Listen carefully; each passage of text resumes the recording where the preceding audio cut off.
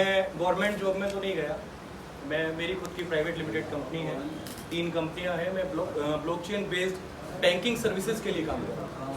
मेरे आज की डेट में 70+ एम्प्लॉइज़ हैं और आपकी बैंक की तरह ही सोच रहा हूँ कि 1 साल बाद मैं भी NBFC से बैंकिंग में अपनी सर्विसेज को ट्रांसफॉर्म कर दूँगा। अभी क्या है कि आप जैसे बैंकिंग सर्विसेज यूज़ करते हैं, पेटीएम या UPI आप लोग यूज़ कर रहे होंगे, आप एक पेमेंट करते हैं तो उसमें 1.8 सेकेंड मिनिमम लगता है।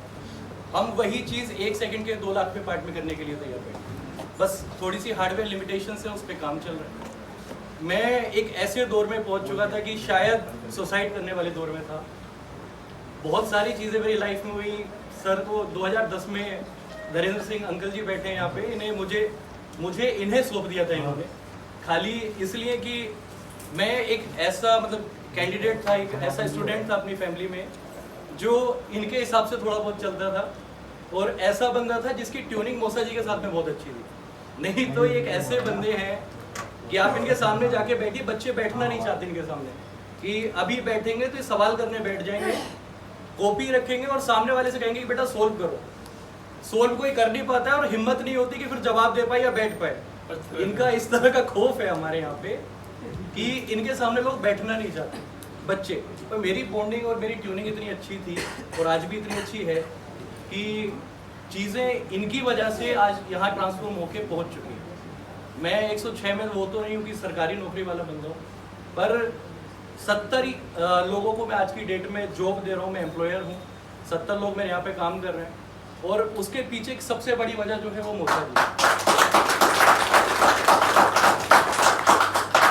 मौसा जी बैंकिंग सर्विसेज को गवर्नमेंट डोमेन में लेके गए हैं।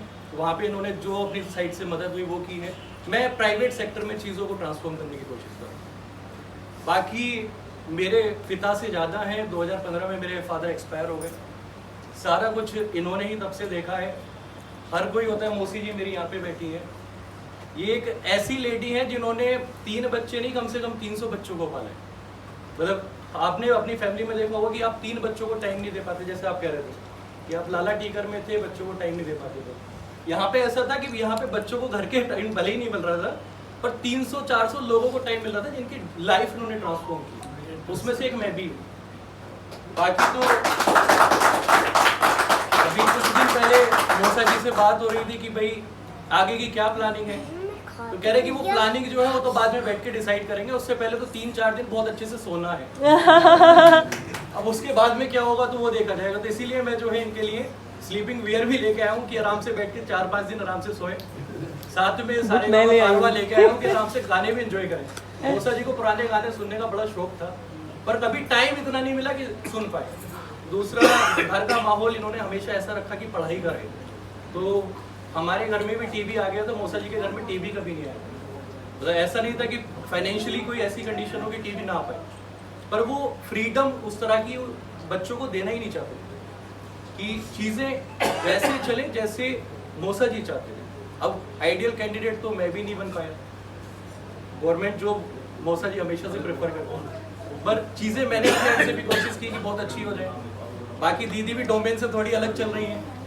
बाकी 2 तो खैर ऐसे हैं कि जैसे मोनिका दीदी है हमारी, ये गवर्नमेंट जॉब में नहीं गई, पर इन्होंने मौसा जी की सोच को कुछ हद तक चेंज कर दिया।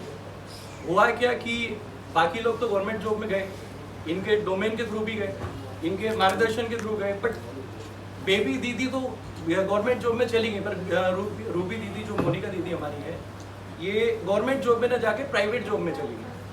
प्राइवेट जॉब में जाके क्या एडवांटेज होते हैं वो मौसा जी को इतना ज़्यादा पता नहीं था उस टाइम में।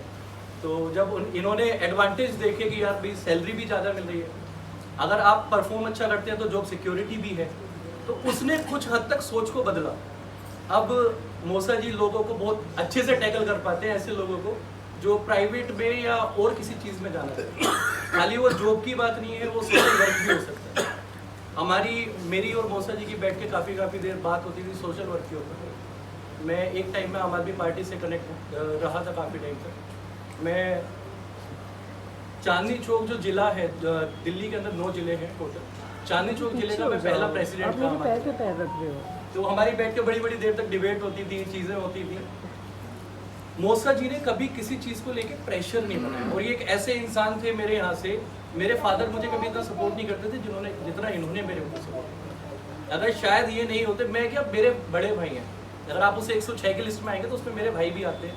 वो गवर्नमेंट एम्प्लॉई हैं, यहीं पे जुडिशरी में है, मुरादाबाद में ही। उनकी लाइफ भी इन्होंने ही ट्रांसफॉर्म की है। अगर आप एक नॉर्मल सिटीजन की तरह देखेंगे, एक नॉर्मल बैंकर की तरह देखेंगे, तो शायद होता कि इन्हें ज़रूरत नहीं थी किसी और के बच्चे पर इतना ध्यान देने की, पर इन्होंने पूरी सोसाइटी को ट्रांसफॉर्म किया, खाली एक बंदे के ऊपर काम नहीं किया। होता है कि जब एक इंसान होता है, परिवार होता है, तो 3 बच्चे हैं इनके भी, मेरी 3 बहनें हैं, इन्हें भी टाइम की ज़रूरत होती है, बाकी के लोगों को भी टाइम दिया जाता है, तो उसमें सारी चीज़ों को मैनेज करके लेके चलना और इस जगह तक पहुंचना। ऐसा भी हुआ है कि इनके पास में सैलरी बहुत लिमिटेड होती थी, बैंकिंग में बहुत लिमिटेड सैलरी होती है, ऊपर से कुछ मिलना वगैरह होता नहीं है, तो उसके बाद में लोगों को जाके बुक्स देना, पढ़ने के लिए नोट्स बना के देना, पूरा टाइम देना, घर में 10-10 लोगों को रख के सुबह शाम खाना खिलवा रहे हैं, पीछे पैसे की व्यवस्था नहीं है, खाना इसलिए खिलाया जा रहा है कि उनकी लाइफ ट्रांसफॉर्म हो, वो बैंकिंग में जाएं या किसी और गवर्नमेंट जॉब में जाएं। वो सारी चीज़ें की मौसी का इतना सपोर्ट होता था कि इन्होंने 10-10 लोगों को छोड़िए 50-50 लोगों को खाना एक दिन में बना। उसमें मेरे भाई भी शामिल थे, कोई तो ऐसे नहीं कि मैं बहुत तारीफ करने के लिए यहाँ पे खड़ा हूँ। इनका एहसान है हमारे ऊपर, हमारी लाइफ को ट्रांसफॉर्म करने में, हमारी चीज़ों को ट्रांसफॉर्म करने में। अगर मैं आज कामयाब हुआ हूँ या जहाँ पे भी हूँ, उसके पीछे सबसे बड़ा रीज़न जो है वो मेरे मौसा जी।